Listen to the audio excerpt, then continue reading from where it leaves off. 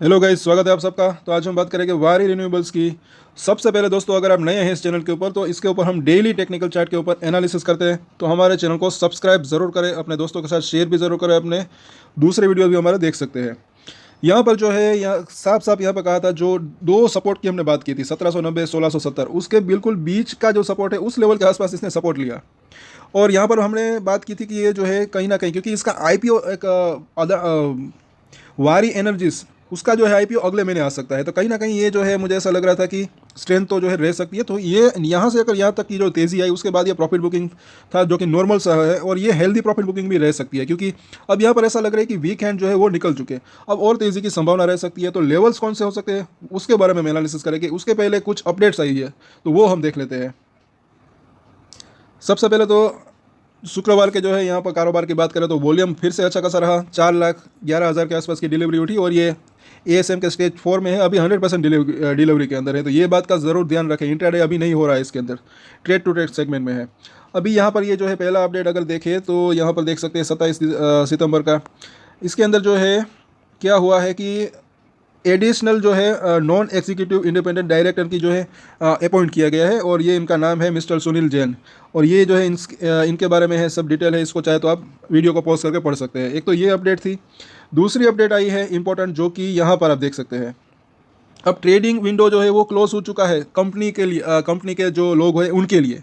और मतलब कि अब तक नहीं, सोमवार को तो होगा, लेकिन 1 अक्टूबर मंगलवार से ट्रेडिंग विंडो जो है कंपनी वालों के लिए बंद हो जाएगा। कब तक? Q2 के जब तक रिजल्ट नहीं आते तब तक। तो ये जो है काफ़ी ज़्यादा एक जो इंपॉर्टेंट अपडेट्स है, और इसके Q2 के रिजल्ट जो है वो जल्द ही आ सकते हैं, और मुझे ऐसा लग रहा है कि अच्छे रिजल्ट आ सकते हैं। कैसे रिजल्ट आ सकते हैं उसके ऊपर भी हम एनालिसिस करेंगे। तो सब्सक्राइब तो ज़रूर कर ले हमारे चैनल को। कल अगर टाइम मिलेगा तो कल, बाकी सोमवार की बात करें, सोमवार या मंगलवार को, क्योंकि इसके ऊपर तो हम डेली टेक्निकल चार्ट के ऊपर एनालिसिस करते भी है, तो बीच में उसके ऊपर भी हम चर्चा करेंगे। साथ साथ इंटरेस्टिंग क्या रहेगा, ये Q2 के रिजल्ट से पहले शेयर होल्डिंग पैटर्न जो है वो इसकी जो है आ जाएगी आई थिंक। तो वो भी देखना इंटरेस्टिंग रहेगा कि एफआईआई डीआईएस की बात करें तो कितने चेंजेस हुए, किसने खरीदा किसने बेचा इस क्वार्टर के अंदर। तो सब्सक्राइब जरूर कर लेना हमारे चैनल को। तो ये जो है इसको अपडेट है, इसको आप देख सकते हैं। Q2 के रिजल्ट जब तक नहीं आता तब तक ये कंपनी वालों के लिए ट्रेडिंग विंडो जो है अब वो क्लोज हो चुका है। अब मतलब कि मंगलवार को होगा, एक्चुअली सोमवार एक दिन है उनके लिए। अब यहाँ पर जरा देखें 15 मिनट का चार्ट। तो गुरुवार का दिन है और ये शुक्रवार का दिन। देखिए वक्त को चेंज होने में कितना मतलब कि टाइम नहीं लगता। यहाँ पर गुरुवार के दिन करेक्शन था, उसके बाद पूरा दिन लोअर सर्किट आया। कोई यहाँ पर जो है क्या हुआ था, बायर्स नहीं थे, सिर्फ सेलर्स ही सेलर्स थे। और यहाँ पर क्या हुआ, फिर नीचे गया, फिर ऊपर गया, फिर थोड़ा नीचे, फिर ऊपर, और यहाँ पर आखिर में ये अपर सर्किट लगा। और यहाँ पर क्या है, कोई सेलर्स नहीं था। तो वक्त को बदलते देर नहीं लगती। यहाँ पर जो है लोअर सर्किट, और यहाँ पर शुक्रवार को अपर सर्किट के साथ बंद रहा। और ये थोड़ा सा वॉल्यूम आखिर में थोड़ा सा अच्छा रहा, तो इसलिए ऐसा लग रहा है कि ऊपर जाने की संभावना रह सकती है। लेकिन अभी भी कुछ लेवल्स जो है वो उसके ऊपर नज़र रखेंगे।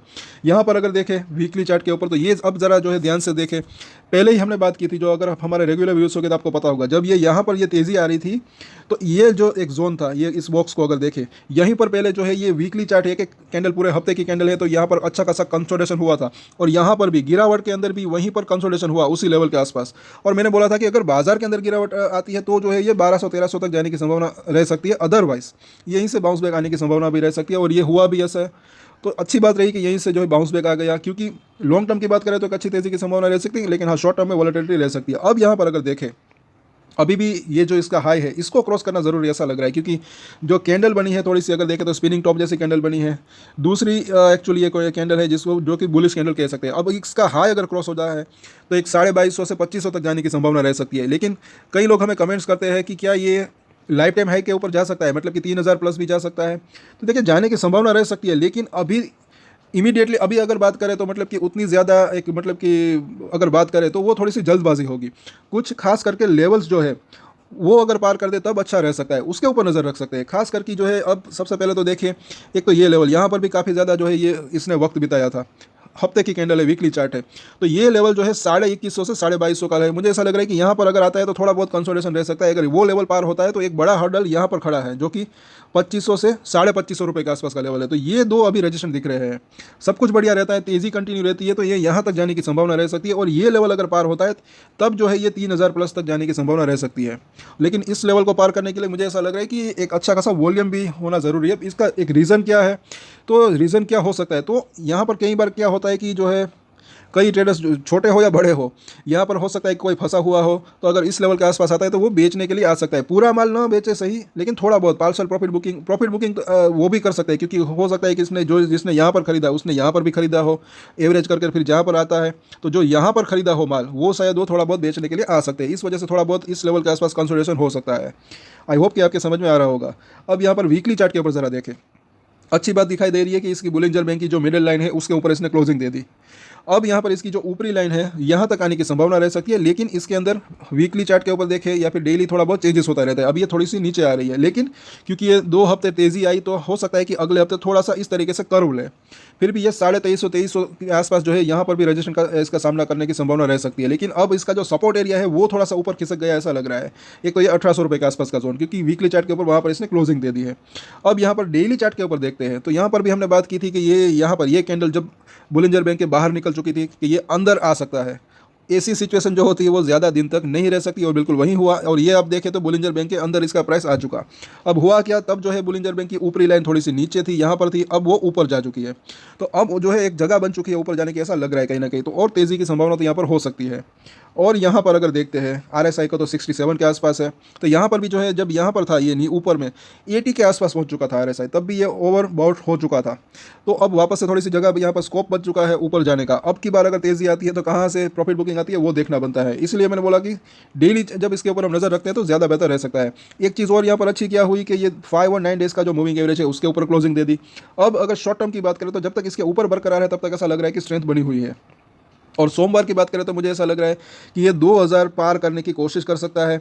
वहाँ पर अब टिकता है नहीं वो देखना बनता है। थोड़ा सा अभी भी जो है कसमकस वहाँ पर चल सकती है, क्योंकि यहाँ पर जब गया था तो थोड़ा सा वॉल्यूम अच्छा था। हालांकि लॉन्ग टर्म की बात करें तो एक अच्छी तेज़ी की संभावना रह सकती है, और मुझे ऐसा लग रहा है कि ये 3000 प्लस भी जा सकता है, उससे ऊपर भी जाने की संभावना रह सकती है, क्योंकि रिन्यूएबल सेक्टर के अंदर है तो उसके अंदर जो है तेज़ी देखने को मिल सकती है, लेकिन वक्त लग सकता है। लेकिन शॉर्ट टर्म में अगर आप देखें तो सपोर्ट और रजिस्ट्रेशन हम देख लेते हैं। और सोमवार की बात करें तो मुझे ऐसा लग रहा है कि जैसे कि हमने बात की 2000 को अगर सस्टेन करता है तो फिर से वो अपर सर्किट लग सकता है। उसके बाद 2150, 2250 और 2500 तक जाने की संभावना रह सकती है। सपोर्ट की पहले हम बात कर लेते हैं। तो जो सपोर्ट दिख रहा है एक तो 1840 के आसपास का जोन, उसके नीचे जो है 1780, और उसके नीचे जो है तकरीबन 1730 रुपये के आसपास का जोन। तो ये जो है शॉर्ट टर्म के सपोर्ट दिख रहे हैं। रजिस्ट्रेशन जैसे कि हमने बात की, एक तो ये 2000 रुपये के आसपास का जोन या फिर 2020 रुपये के आसपास का जोन कह सकते हैं।